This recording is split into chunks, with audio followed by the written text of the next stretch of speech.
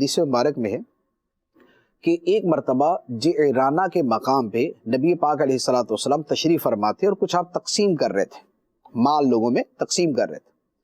ایک بوڑھی خاتون آئی۔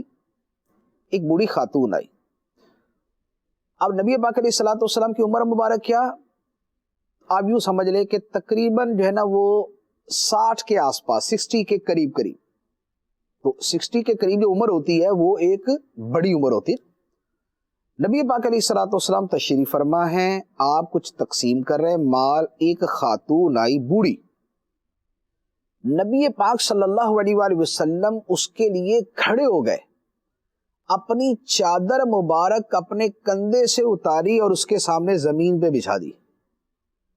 سرکار نے اپنی چادر جو ہے اس خاتون کے لیے زمین پہ بچھا دی۔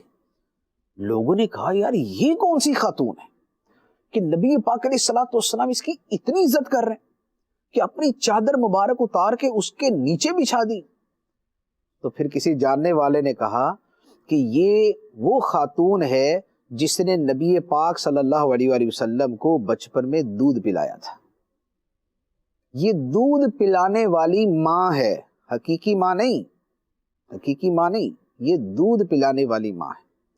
دودھ پلانے والی ماں کی تعظیم اور عزت نبی پاک صلی اللہ علیہ وآلہ وسلم یوں کر رہے ہیں کہ اپنی چادر مبارک جو ہے وہ ان کے نیچے بچھا دی۔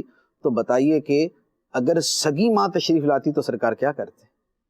سیداتنا آمینہ رضی اللہ تعالی عنہ، طیبہ طاہرہ رضی اللہ تعالی عنہ اگر وہ تشریف لاتی تو آقا کریم علیہ الصلوۃ والسلام ان کے لیے کس قدر محبت اور تعظیم کے ساتھ ان کے ساتھ پیش آتے۔ تو ماں باپ کا جو مقام ہے وہ یہ ہے۔